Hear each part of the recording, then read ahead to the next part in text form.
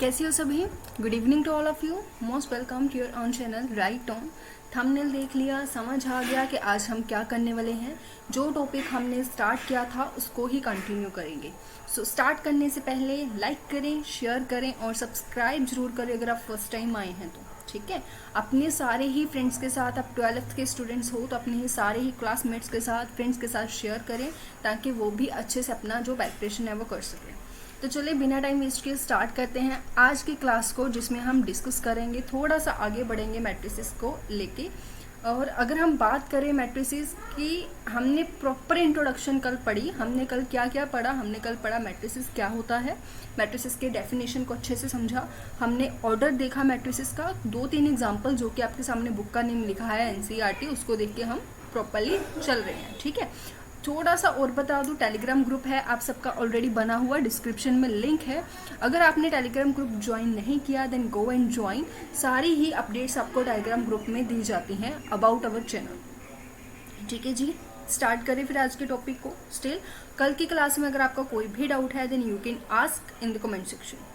चलो तो स्टार्ट करते हैं मैट्रिसेस। आज हम क्या करेंगे, आगे बढ़ेंगे। हमने जो एग्जांपल्स की थी उसके बाद हमारा जो बहुत ही ज़्यादा इंपॉर्टेंट टॉपिक आ जाता है that is types of matrices के। मैट्रिसेस के कौन कौन से टाइप्स होते हैं, उन सभी टाइप्स को आज हम डिस्कस करेंगे, वहीं से स्टार्ट करेंगे। ठीक है, डिटेल में समझेंगे, जो भी एग्जांपल्स साथ साथ में आते हैं उनको कवर करेंगे। इक्वालिटी क्या होती है मैट्रिसेस की उसको समझेंगे। ठीक है जी, इन सब चीज़ों को समझेंगे, देखेंगे और उसके बाद हमारा एक्सरसाइज शुरू हो जाती है और उसको हम करेंगे नेक्स्ट वीडियो में आप लोगों के साथ। ठीक है, चलो लेक्चर सब्सक्राइब हो गया, इंट्रोडक्शन हो गई, सब कुछ हो गया। ये सारे टॉपिक्स हमने कल कवर कर लिए थे। तो थोड़ा सा हम आगे बढ़ते हैं और टाइप्स ऑफ मैट्रिसेस के पास चलते हैं। टाइप्स ऑफ मैट्रिसेस में सबसे पहली टाइप जो है आपके पास कौन सी होती है? ठीक है, अगर हम बात करें कि जो मैट्रिसेस होती हैं वो किस तरह की होती हैं, मतलब कौन कौन सी कैटेगरी मैट्रिसेस में देखने को मिलती है, तो वो आज हम यहाँ पे डिस्कस करने वाले हैं। ठीक है जी, सबसे पहले हमारे पास जो है that is column matrix.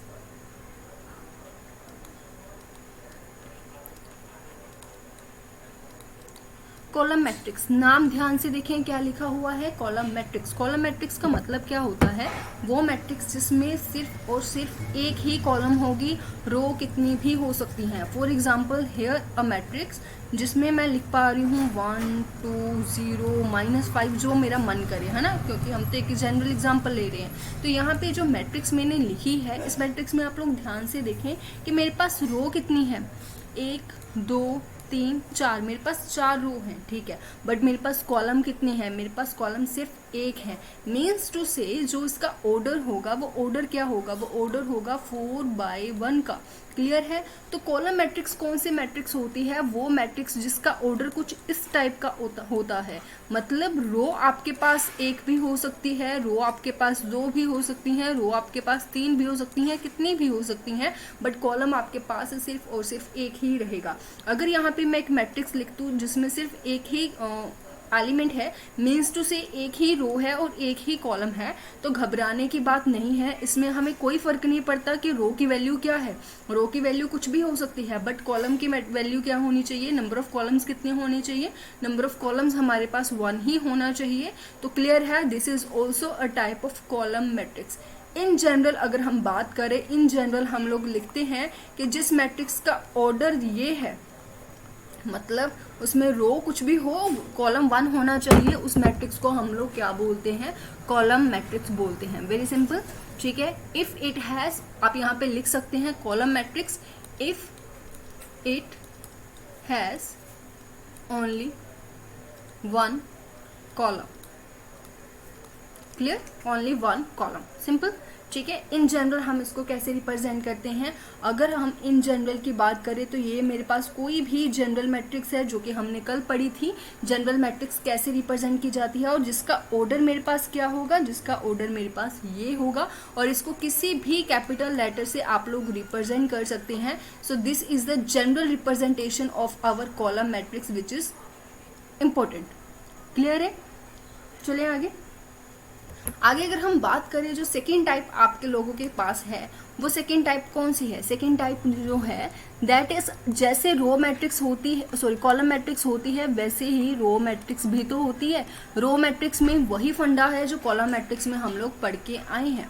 Means to से रो मैट्रिक्स में क्या होगा, थोड़ा सा सोच के देखिए। कॉलम मैट्रिक्स वो मैट्रिक्स जिसमें सिर्फ एक ही कॉलम होगी, और रो मैट्रिक्स वो मैट्रिक्स जिसमें सिर्फ एक ही रो होगी। मीन्स टू से मेरे पास लेट कर लीजिए यहाँ पे एक कोई भी रैंडम मैट्रिक्स मैंने ले ली।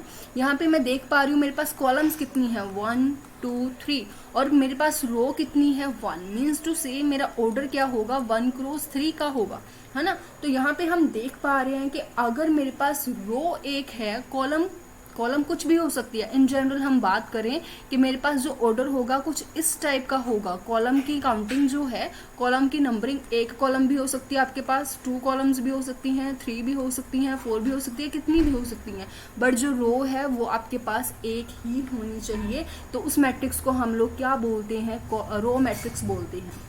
ठीक है। फॉर एग्जाम्पल अगर आपके पास एक ही रो है और एक ही कॉलम है, ठीक है, तो यहाँ पे आप देख सकते हैं एक ही रो है और एक ही कॉलम है, तो इसका ऑर्डर क्या होगा, 1 क्रॉस 1 का होगा। तो आप यहाँ पे कॉलम मेरे पास कुछ भी हो, डजेंट मैटर, बट मेरे पास रो क्या होनी चाहिए, रो मेरे पास एक होनी चाहिए, then it is also known as row matrix. तो यहाँ पे एक पॉइंट आप सबको समझ में आया, कौन सा पॉइंट, कि ये जो मैंने मैट्रिक्स लिखी है ना जिसमें सिर्फ एक ही एलिमेंट है, वो मेरे पास it is also a row matrix, it is also a column matrix. ये रो मैट्रिक्स भी होती है और ये कॉलम मैट्रिक्स भी होती है। सिंपल।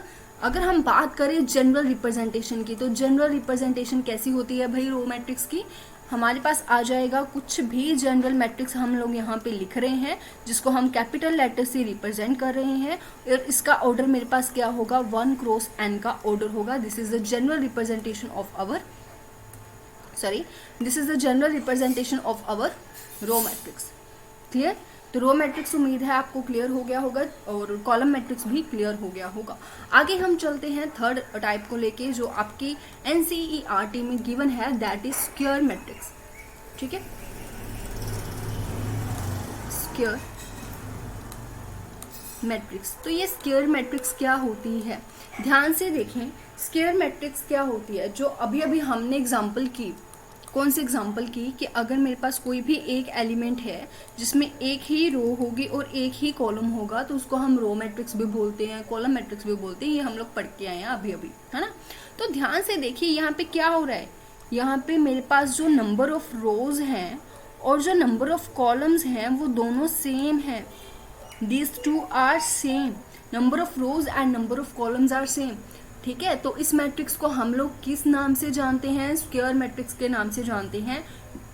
मतलब कहने का क्या हो गया, आपकी मैट्रिक्स का ऑर्डर क्या होता है, m क्रॉस n होता है ना। तो जब हम कहते हैं कि हमारी मैट्रिक्स का ऑर्डर सेम है, मतलब हम उसको n क्रॉस n भी लिख सकते हैं और m क्रॉस m भी लिख सकते हैं, क्योंकि दोनों ही वैल्यूज सेम है। तो मतलब हमारे पास उस मैट्रिक्स को हम लोग क्या बोलते हैं, स्क्वायर मैट्रिक्स बोलते हैं। अनदर एग्जांपल लेते हैं। यहाँ पे मैंने एक मैट्रिक्स ली 1 2 3 4। यू कैन सी यहाँ पे मेरे पास 2 रो हैं और 2 ही कॉलम है। ठीक है, तो यहाँ पे मेरे पास m और n की वैल्यू तो इक्वल आ गई। तो मीन्स टू से this is also a type of square matrix. अगर आपके पास कोई अनदर मैट्रिक्स है लाइक 1 2 3 6 8 5 -0 तो नेगेटिव होते ही नहीं, सॉरी, -5 है ना, 4 कुछ भी, तो यहाँ पे मैं देख पा रही हूँ 3 रो हैं और 3 कॉलम्स हैं। तो यहाँ पे मेरे पास number of rows are equal to number of columns, तो ये मेरे पास क्या होगी, स्क्वायर मैट्रिक्स होगी। तो इस चीज़ को ध्यान में रखता है। अच्छा, अब इसको बोला कैसे जाता है, क्या हम इसको 1 by 1 बोलेंगे, 2 by 2 बोलेंगे, 3 by 3 बोलेंगे? नहीं, इस मैट्रिक्स को बोला जाता है ए मैट्रिक्स। जैसे इसका नाम ए है, ए मैट्रिक्स विद ऑर्डर 2। ठीक है, ए मैट्रिक्स विद ऑर्डर 2, इसको हम लोग कैसे बोलते हैं, a matrix with order 1 by n, है ना। तो यहाँ पे हम प्रॉपरली बोलते हैं 1 by n, 1 by 3, 1 by 2, 2 by 3, 4 by 5। Clear. But यहाँ पे हम लोग कैसे बोलेंगे, जो कैसे रिप्रेजेंट करेंगे, अ मैट्रिक्स ऑफ ऑर्डर 2। यहाँ पे 2 by 2, 3 by 3 नहीं बोला जाता है, यहाँ पे सिर्फ 2 3 4 5 जो भी आपका ऑर्डर है वो बोला जाता है, क्योंकि दोनों की वैल्यू सेम है। अगर आपके पास क्वेश्चन में लिखा हुआ है ए मैट्रिक्स ऑफ ऑर्डर 3 तो आपको वहाँ पे कंफ्यूज होने की ज़रूरत नहीं है, भाई m की वैल्यू दी है या n की वैल्यू दी है। इसका मतलब ये है कि ये जो मैट्रिक्स आपको दी हुई है वो एक स्क्वायर मैट्रिक्स है जिसमें नंबर ऑफ रोज भी 3 है और नंबर ऑफ कॉलम्स भी 3 हैं। उम्मीद है ये चीज़ आपको क्लियर होगी और स्क्वायर मैट्रिक्स क्या होता है ये आपको अच्छे से समझ आ गया होगा। अब इसकी जनरल रिप्रेजेंटेशन हम देख लेते हैं कि लेट मेरे पास कोई भी एक मैट्रिक्स है जिसको हम जनरली कुछ इस तरीके से लिखते हैं और इसका ऑर्डर क्या होगा, फिर m/n n/n कुछ भी लिख सकते हैं। मीन्स टू से a square matrix of order m। Clear? बहुत ही छोटी छोटी बातें जो हैं आपको नहीं पता होती, वो सारी बातें मैं आपको क्लियर करने की कोशिश कर रही हूँ पूरा डिटेल में, ताकि आप लोग समझ सकें। ठीक है, चलें। अच्छा, तो आगे बढ़ते हैं, आगे जो पॉइंट है उसको देखते हैं। अगला जो आपके पास एक नोट दिया हुआ है, ठीक है, नोट आपको क्या दिया हुआ है कि कुछ आपके पास एंट्रीज होती हैं जो एलिमेंट्स होती हैं जिनको हम डायगोनल एलिमेंट्स बोलते हैं। ठीक है, तो उसको हम लोग अब डिस्कस करेंगे। We are talking about diagonal elements, या डायगोनल एंट्रीज भी इसको बोल दिया जाता है। सो सेम ही थिंग है, एलिमेंट्स और एंट्रीज। ठीक है, हम पढ़ के आए हैं।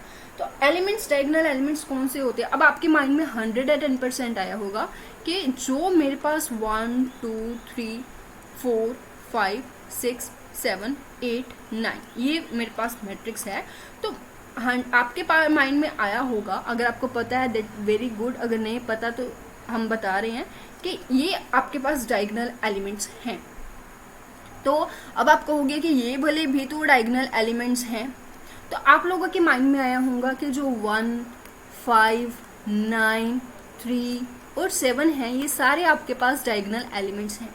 बट ऐसा कुछ नहीं है। ठीक है, ऐसा कुछ नहीं है। हम लोग दोबारा समझते हैं कि क्या है, कौन कौन से एलिमेंट्स डायगोनल एलिमेंट्स हैं और कौन कौन से एलिमेंट्स जो डायगोनल दिख रहे हैं पर डायगोनल एलिमेंट्स हैं नहीं।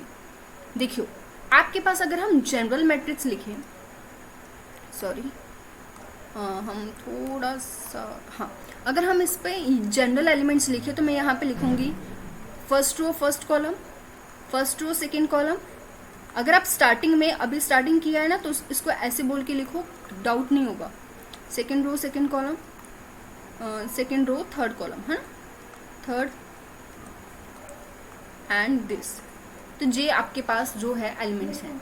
तो यहाँ पे आप देखो कि मेरे पास सारे एलिमेंट्स किस फॉर्मेट में है, ए आई जे फॉर्मेट में है। वो एलिमेंट्स जहाँ पे आई और जे की वैल्यू इक्वल है, वो एलिमेंट्स जहाँ पे आई और जे की वैल्यू इक्वल है, उनको हम लोग क्या बोलते हैं, डायगोनल एलिमेंट्स बोलते हैं।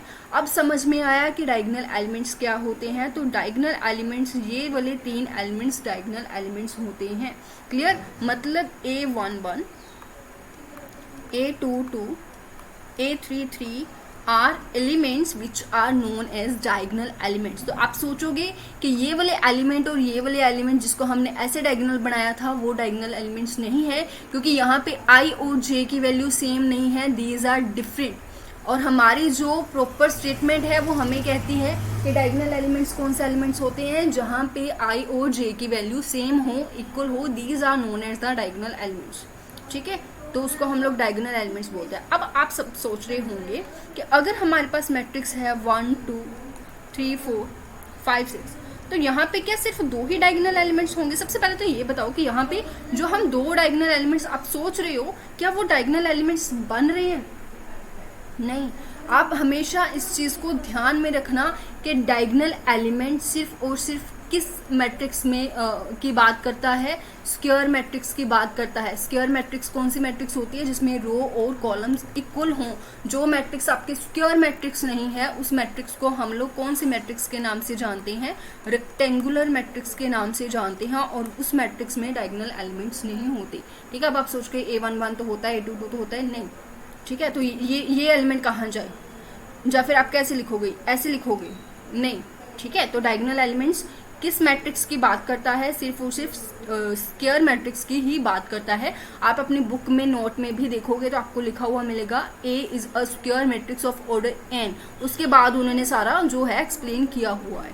उम्मीद है डायगोनल एलिमेंट्स क्या होते हैं वो आपको समझ आ गया होगा। तो यहाँ पे जो डायगोनल एलिमेंट्स हैं वो कौन से हैं? 1, 5 and 9, these are diagonal elements. Clear? After talking about the diagonal elements, it is very necessary to talking about the diagonal matrix. Diagonal matrix कौन सी मैट्रिक्स होती है? Diagonal matrix. अब एलिमेंट समझ में आ गए तो डायगोनल मैट्रिक्स को समझना बिल्कुल भी मुश्किल नहीं है। It is very very easy. ठीक है, यहाँ पे मैंने एक मैट्रिक्स लिखी 1, किस ऑर्डर की है? 1 by 1 ऑर्डर की है। यहाँ पे मैंने एक मैट्रिक्स लिखी 2, 0, 0, 2, किस ऑर्डर की है? 2 by 2 ऑर्डर की है। यहाँ पे मैंने एक मैट्रिक्स लिखी 1, 2, 3, सॉरी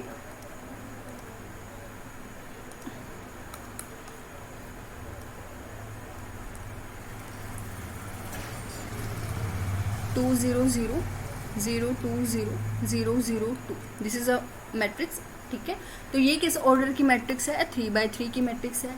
तो यहाँ पे आप देख रहे हो कि कुछ और एग्जांपल्स भी लिखती हूँ, लाइक मैं 1, 0, 0, 1। ठीक है, पजल नहीं होना बस हमें।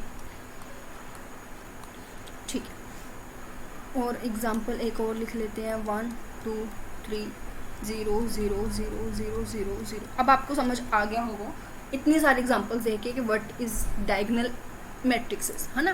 तो डायगोनल मैट्रिक्स क्या है? जहाँ पे सारे ही एलिमेंट्स क्या होंगे? 0 होंगे। सारे ही एलिमेंट्स 0 होंगे। किसको छोड़कर?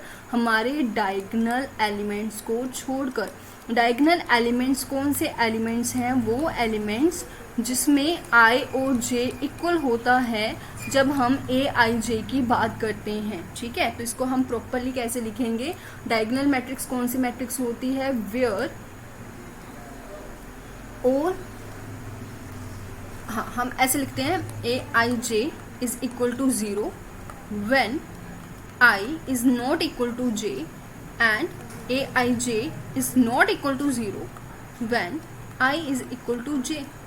ठीक है, ये भी प्रॉपर नहीं है, बट ये हाँ, ये मैट्रिक्स, ये इतनी सी डेफिनेशन याद रखो। इसकी मैं एग्जांपल लेके आपको बताती हूँ, ये नहीं आएगा साथ में।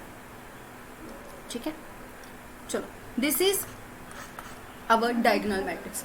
जब हमारे पास i और j आपस में इक्वल नहीं है, मतलब ये एलिमेंट हो गया, ये एलिमेंट हो गया, ये एलिमेंट्स हो गए, ये एलिमेंट्स सारे 0 होंगे जब हमारे पास। अब आपके माइंड में क्वेश्चन, कैसे कैसे क्वेश्चन आपके राइज हो रहे होंगे? क्वेश्चन आपके माइंड में आ रहा होगा, क्या ये दोनों एलिमेंट्स ही होंगे, बाकी सब 0 होगा? कोई एक एलिमेंट भी नॉन ज़ीरो नहीं हो सकता? जी नहीं, कोई एक एलिमेंट भी नॉन ज़ीरो नहीं हो सकता। अगर आप लोग लिखते हैं 1, 2, 3, यहाँ पे आपने लिख दिया 5 और बाकी सब लिख दिए 0, तो this is not a diagonal matrix. It should be 0, it have to 0। ठीक है, it should be, it is must, ये जरूरी है कि आपके पास ये सारे एलिमेंट्स क्या हो? 0 हो। ये सारी हमारी डेफिनेशन है। दूसरी बात, क्या मैम जे वाले जो एलिमेंट्स हैं क्या वो 0 हो सकते हैं? बिल्कुल हो सकते हैं। If I am writing like this, वो छोटी छोटी बातें हैं ये। If I am writing like this then it is a 0 matrix, sorry it is a diagonal matrix. ठीक है, ये देखने में लग रहा होगा कि डायगोनल मैट्रिक्स नहीं है, भाई हमें डायगोनल एलिमेंट से कोई मतलब नहीं है। डायगोनल एलिमेंट कुछ भी हो, diagonal element can be any real number, can be any function, can be any complex number, it can be anything, but जो डायगोनल एलिमेंट्स हैं उनको छोड़ के बाकी के सारे एलिमेंट्स 0 होने चाहिए। सिंपल। तो ये 0 भी हो सकते हैं। अगर हम कहें कि मैंने तो सारी मैट्रिक्स ही 0 की ले ली, तो it is also a diagonal element, क्योंकि हमें इनसे कोई मतलब नहीं है। भाई ये इन दोनों को चेक करो, क्या ये 0 है? तो बस हमारी मैट्रिक्स डायगोनल है। It could be 0, it could be not equal to 0, वो डिपेंड करता है हमारी मैट्रिक्स के ऊपर। और एक क्वेश्चन क्या बनता होगा आपके माइंड में, क्या ये इक्वल होने ज़रूरी है? जी नहीं, डायगोनल एलिमेंट्स, डायगोनल मैट्रिक्स में ये इक्वल होने ज़रूरी नहीं है, इसलिए मैंने स्पेशली मेंशन भी किया है। It is also a diagonal matrix, it is also a diagonal matrix जिसमें इक्वल है। It is also a diagonal matrix जिसमें 3 by 3 की मैट्रिक्स और इक्वल है। ये हमारे पास 1, 1 आ गया, ये भी हमारी डायगोनल मैट्रिक्स है। ये इक्वल नहीं है, ये भी हमारी डायगोनल मैट्रिक्स है, ये भी इक्वल नहीं है, it is also diagonal matrix. और ये दोनों एग्जाम्पल तो बहुत बहुत कुछ कह रही हैं आपको, जिसमें आपको कोई डाउट होना ही नहीं चाहिए, और इसके एक्सप्लेनेशन हम कर चुके हैं, ठीक है। तो डायगोनल मैट्रिक्स को समझना बहुत ज़रूरी है, क्योंकि डायगोनल मैट्रिक्स के साथ ही हमारी जो मैट्रिसेस जुड़ी हुई हैं वो हम आगे स्टडी करेंगे, लाइक स्केलर मैट्रिक्स हो गया, आइडेंटिटी मैट्रिक्स हो गया, ये इनके साथ ही जुड़ी हुई हैं, ठीक है। अब डायगोनल मैट्रिक्स को समझने के बाद अब हम बात करते हैं स्केलर मैट्रिक्स की। स्केलर मैट्रिक्स, तो स्केलर मैट्रिक्स भी हम कह सकते हैं is a type of diagonal matrix. This is a type of which matrix? Diagonal matrix. But छोटा सा चेंज है, वो तो होगा ही, छोटा सा चेंज है, और वो चेंज क्या है?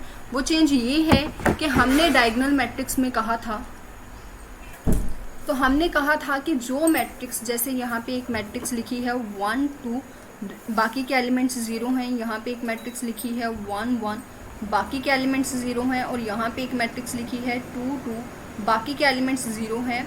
तो बताएं इनमें से स्केलर मैट्रिक्स कौन सी है? तो हम आपको क्लियर कर दें कि ये वाली मैट्रिक्स स्केलर मैट्रिक्स नहीं है। This is also a scalar matrix, this is also a scalar matrix. Now आप समझ गए होंगे कि स्केलर मैट्रिक्स कौन सी मैट्रिक्स होती है। वो मैट्रिक्स जिसमें हमारे पास Aij 0 के इक्वल होगा, where I not equal to j। ये कंडीशन तो है ही, डायगोनल को तो हम लेके ही चलेंगे। साथ में एक और कंडीशन आ जाती है कि हमारे पास जो ai वाले एलिमेंट्स हैं वो बाकी सब एलिमेंट्स A11, A22, A33, मतलब डायगोनल एलिमेंट्स आपस में भी क्या होंगे? इक्वल होंगे।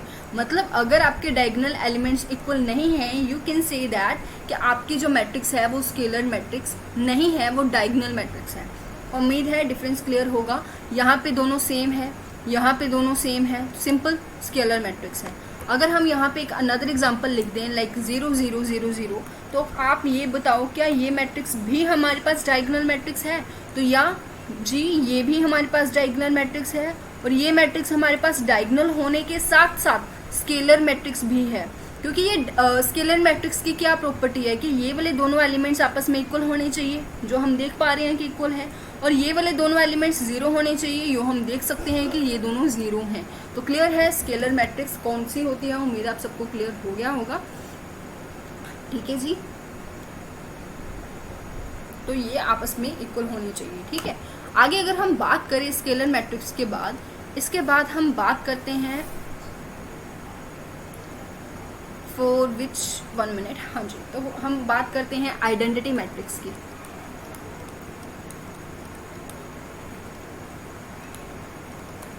तो आइडेंटिटी मैट्रिक्स हमें क्या कहती है?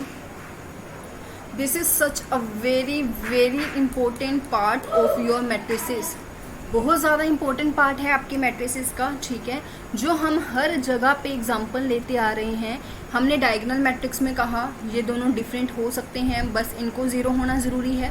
हमने स्केलर मैट्रिक्स में कहा ये दोनों सेम होने ज़रूरी हैं, बाकी सब 0 होगा।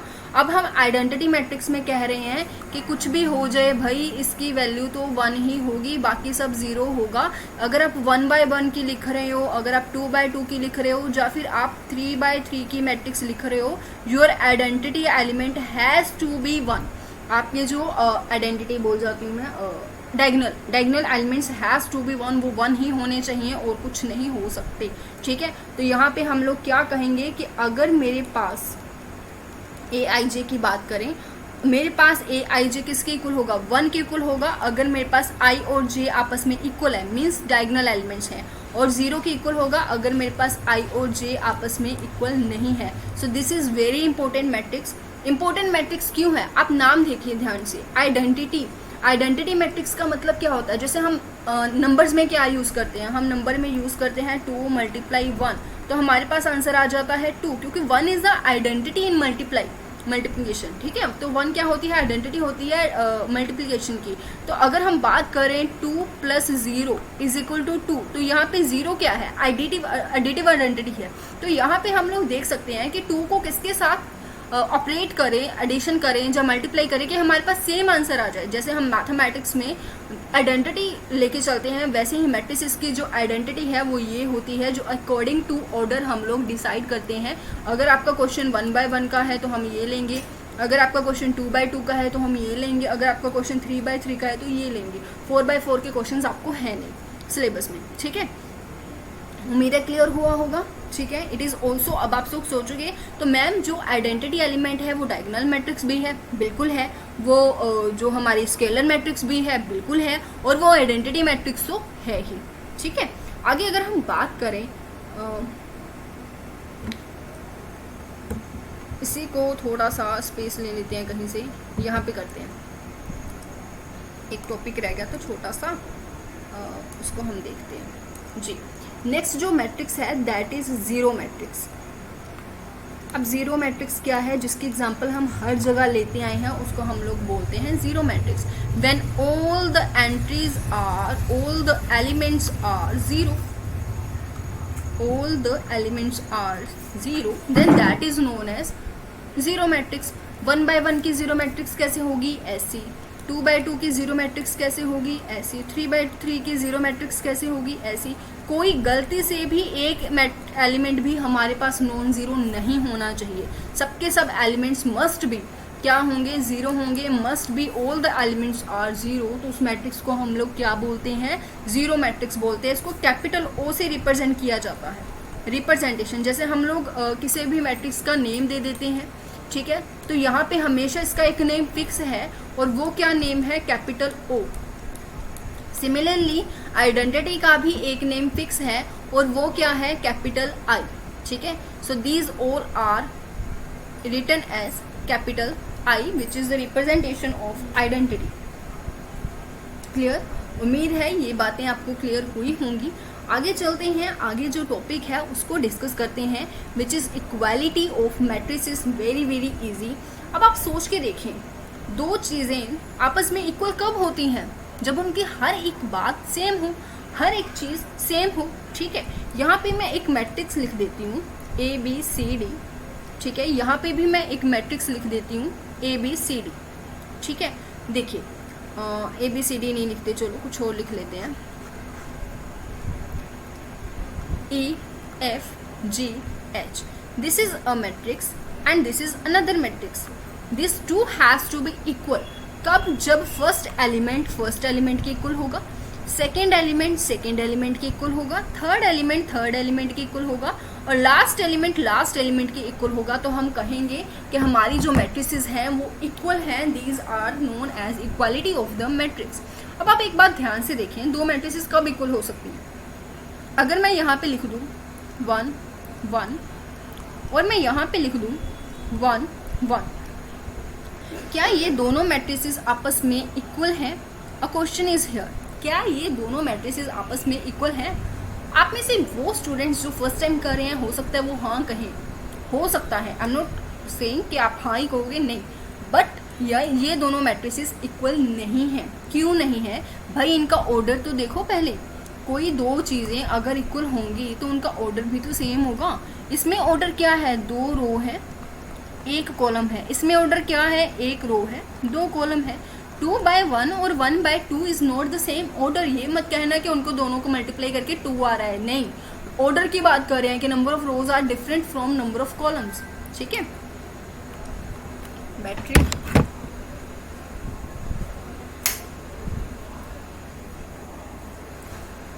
Number of rows are different from the number of columns, very very simple, ठीक है। तो यहाँ पे सबसे पहले आपको क्या ध्यान में रखना है कि order must be equal. Order equal होना जरूरी है। Order has to be equal, order must be equal. कुछ भी लिख लो कि ऑर्डर अगर इक्वल नहीं है तो भूल जाओ भाई, मैट्रिसेस इक्वल होंगी। तो these two matrices are not equal, ठीक है। तो यहाँ पे जो इक्वल लिखा हुआ है उसके ऊपर क्रॉस लगा दो। ऑर्डर इक्वल होगा तो हम बात करेंगे आगे।